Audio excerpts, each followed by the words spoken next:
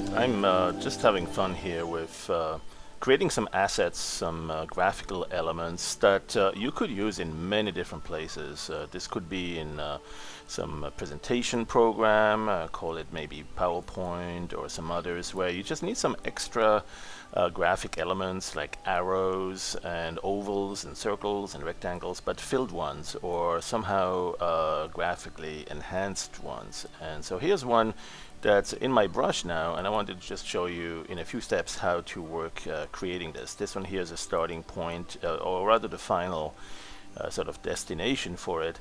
What I did is I simply went to, let's disable the preview here, I went to creating a circle. Now there are two circles. There's the filled circle or oval, and then there is the empty one. And you can click on the upper left part of these tools, the oval one also, and the lower right side will fill it. Now what I'm using also is not the regular natural media lines. That would look a little bit different. You can see, especially the outline mode, it will actually place it will place whatever the current brush is along it. So if I start with my default brush, like the large airbrush, then you'll see you can also control the step distance. That controls how closely the dabs are placed along the lines, and the opacity and all sorts of other parameters.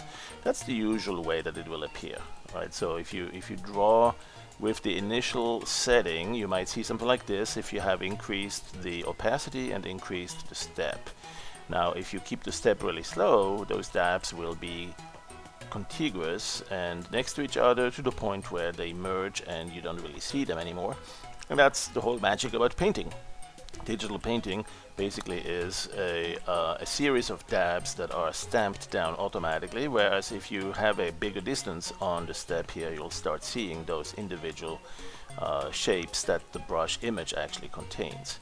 Right, so that's the way it normally appears if you do one of those ovals, like let's say this one here. The upper left part of that icon will give you the hollow oval, but with a distance or a step size that's really small, it will look like an oval.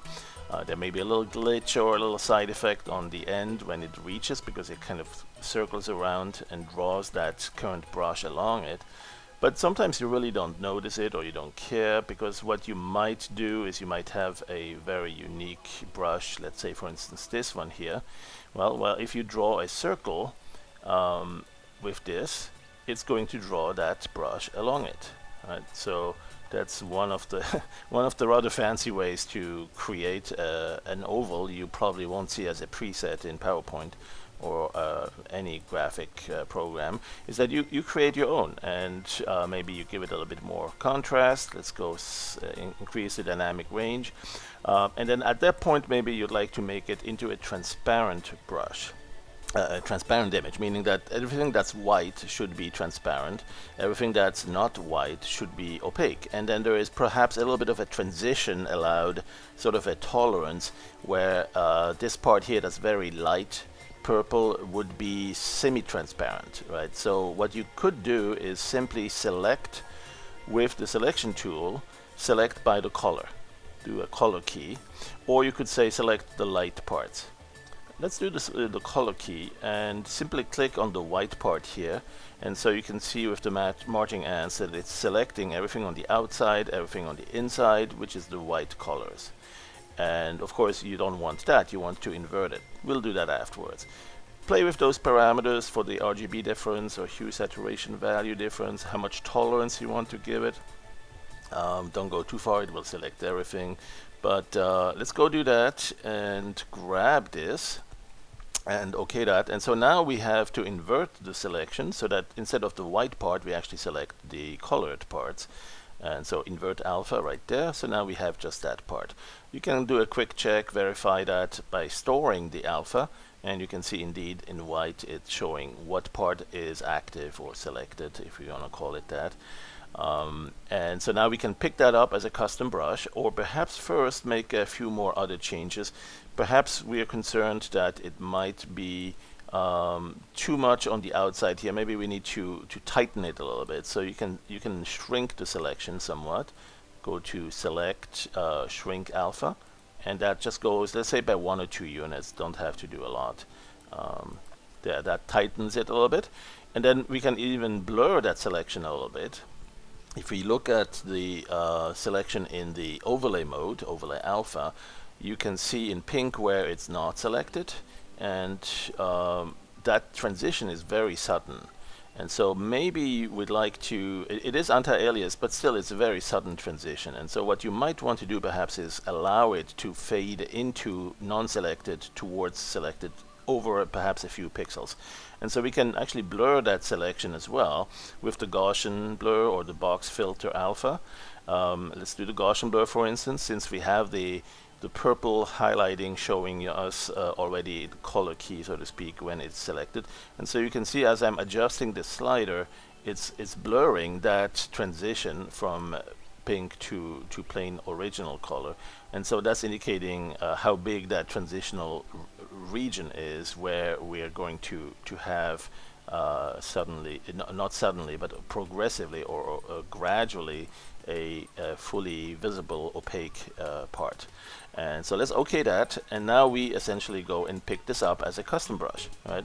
So if we are certain that the only place where we have a selection is here on the inner part, we could simply go do this really quickly, but sometimes we need a few more pixels around it, or we're not quite sure what this means. We have the marching ants active here on the edge. Did we blur that side as well and gradually add something to that? Probably best therefore if we just use the custom brush selector tool. That's this one here below the magic wand. With the custom brush selector tool, you can go and use the marquee, this rectangular cursor, to go a little bit on the outside and pick the parts that you want from this oval. And so you have this, and now we can go and store this brush that we just picked up, so we can see indeed what does it look like. Now it looks like there is a bit of white on the edges, and let's enable the preview of it, turn it fully opaque. That's over here on the opacity. Yeah. Okay, well, but that's, I mean, that's normal. We have indeed a transition that goes from purple opaque to somewhat white edges because we allowed it. And if you don't like that, we can certainly trim it some more. The keying that's in this brush now can be further contained. Let me clear the alpha here for a while. You can paint with that if you have the transform allowed, if you have the scaling allowed. There's all sorts of parameters that this can, all sorts of transformation that this can be subject to. And so that's the beauty of using this as a brush, is that it can really take you into very other dimensions as well. But there is actually more we might want to do, like for instance something like this one here. How do we add this shadow drop to the brush itself? Right, you can tell if I draw one here and another one here and then zoom in, you can see there's a little shadow drop.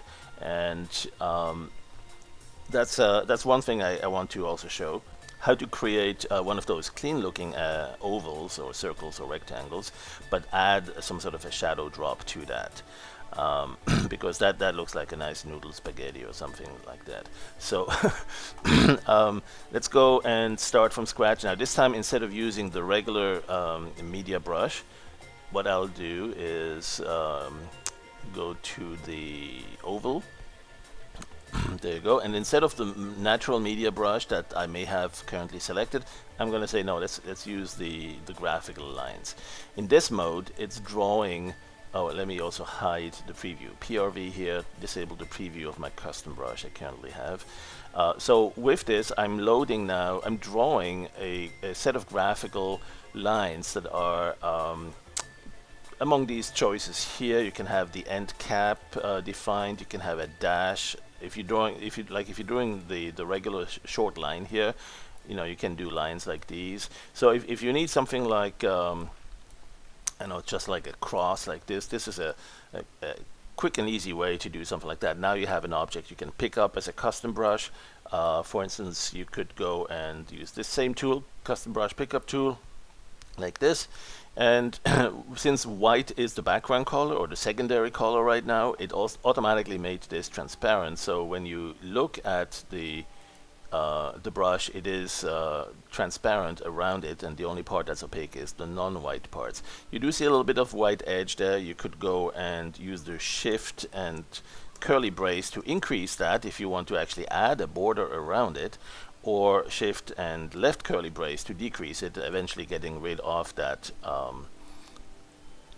edge. And so the only thing left is the actual the actual object there. So that's another quick way to do this. Now there are a few other styles you can obtain with this. When you draw the line tool here with, there's a fill line option.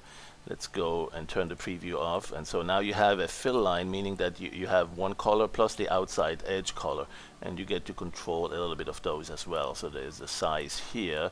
That's a bigger one. Then there is the end of that. So you could make it capped flat, or you could have the end cap round. And you see the starting cap can have its own. So the start cap could actually be round as well. You could have the end cap an arrow. That's a great one to use. In fact, that's really what I wanted to show you, to create some sort of a graphic, a collection of graphic assets that you can use in your illustration program, or even in animation program. If you use Power Director or some of the really advanced tools, still you might still need some extra content or assets that can be very useful. For instance, you may need a dash or dash dot or a sequence of different elements in there. And so if you pick something like this one up here, let's go with the magic wand, and there it is. Pick the white.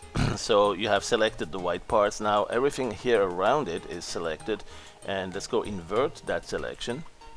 There you go. So now you can actually go and build very quickly a number of graphical assets. This one here is an arrow pointing to the right of medium length. This one is a little bit longer. This one is a very long one with dashes in it. This one points downwards, and so on. So you could go with custom brush pickup. There it is, and say let's pick this one up. Boom. That makes one asset. Let's go store that. There you go. Then you can do that again with the custom brush pickup. Pick another one up. Let's say this one here, like at the bottom, we like a lot. Let's grab this one and store that one as well. And so you see how you can very quickly create a few assets that you can immediately use. Not only that, you can also immediately save them. And in fact, I'll show you now when you have it in a brush. Let's go store that one too. So we have now 3 brushes that we can select. Let's go clear the selection. Let's go erase the image and start painting with these brushes. So we can take this guy and point it this way. Now you see it's also doing random transformation, because that's what I currently have on my brush settings. And the brush settings are here. I can go and turn the random angle off and the size. So it still does a little bit of random position and random angle here, random size. So I can go and reduce those to smithereens. That's really because these were inherited from the prior brush I had loaded. But now I have, next to no transformation, still a little bit something there, random angle. Let's give that a 0, and so now it's perfectly predictable as to where that brush is going to stay, and we can use the preview again to actually see it as we go. And we probably want that shadow drop now too.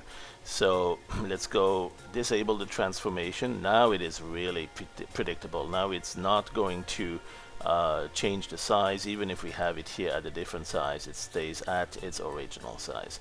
Now you can change that size here also without affecting the very original that's actually stored in here. But that's a good way to now say, okay, what if we wanted to see that arrow a little bit better? It would help to have either an edge around it, and so we can do that with the brush transparency.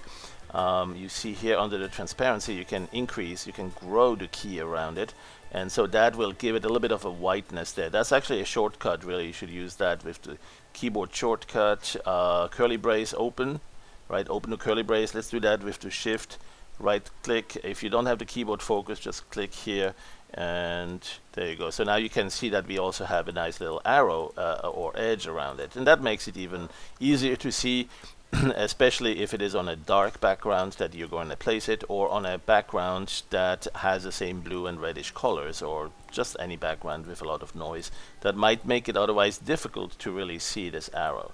Another thing that helps to see this arrow and give it some class is to drop a shadow from it. Now we can do that in Dog Waffle directly at the time we paint it. So when we stamp it down, we can enable the effects tab here in the brush settings and say enable that to show the shadow. And so when I click it, you'll see the shadow being displayed then. But that is essentially doing it right in Dog Waffle and only in Dog Waffle.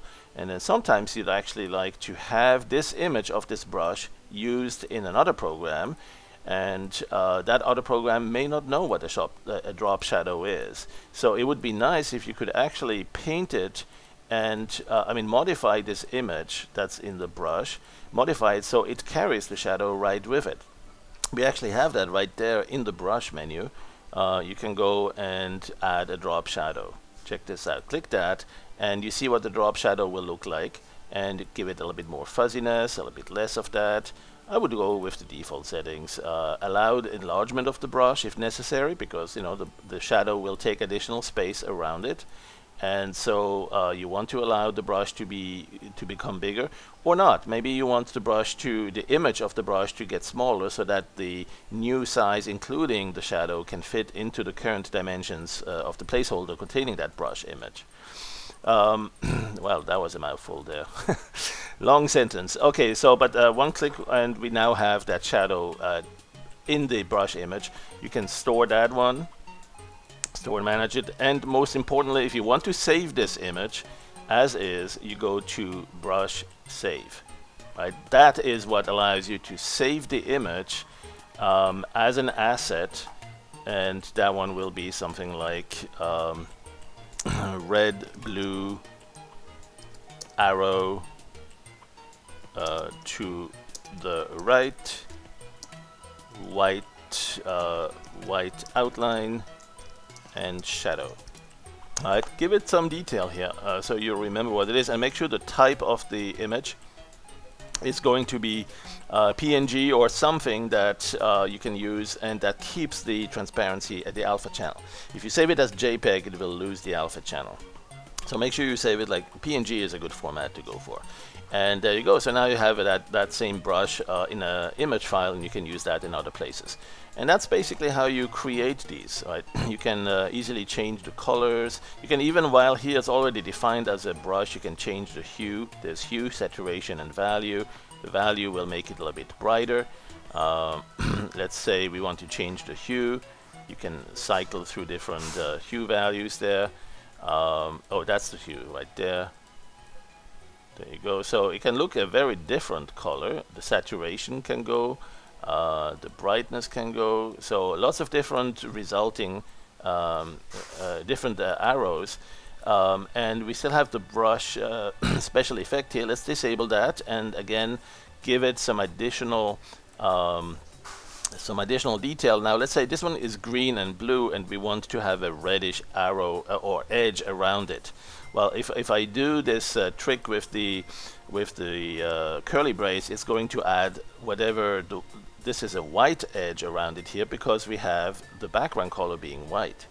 Right, so how do we turn this white edge that we get by increasing with the by growing the key with the what do we call it, with the curly brace? Well, we can right click on the color we want. Let's say we want this deep magenta, and that's now the secondary color, right? And so if you go and increase the key, guess what? Nothing changes. And the reason for that is that we're not actually adding the color here. We're just revealing it. It's the color that was already saved with the rest of the arrow, but it wasn't seen because the alpha channel was blocking or was hiding it, flagging it as invisible. So this is not how you're going to change the alpha. You have other techniques to do that. What you do still have the ability to do though is again go add the shadow drop to that. So let's go to brush and add drop shadow. There it is, and we've seen this before. Click OK. So now we have a nice shadow drop there as well. And really, there are a lot of other nice features that you can think of and easily put to work here. For instance, one last one. If I look at this one again, that also has a little bit of embossing, and so I wanted to show how to do that. I'll start with an oval like this one here. That's going to be yeah, something like this. Why not?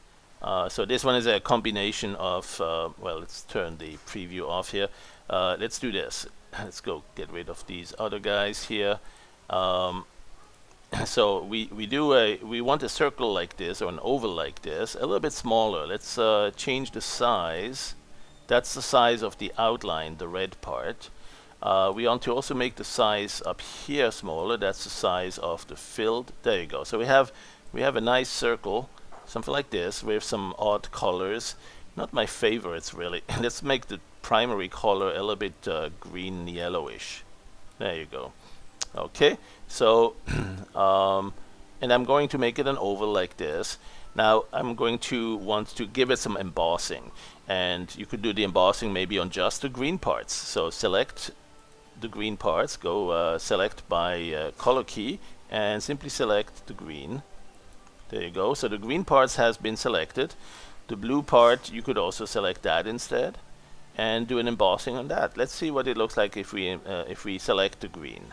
Okay, and now do the following: select, effect, and you have either a drop shadow here, or you have a alpha glow, glowing with the primary or secondary color. I keep forgetting, but there is the emboss by alpha, and so make it a little bit embossing here, and then clear the alpha so you can see what it looks like, and you have a little bit of an embossing effect on just that part that was selected. So it looks like the blue is still kind of deeper, flat, and we got a little bit of embossing on the green side.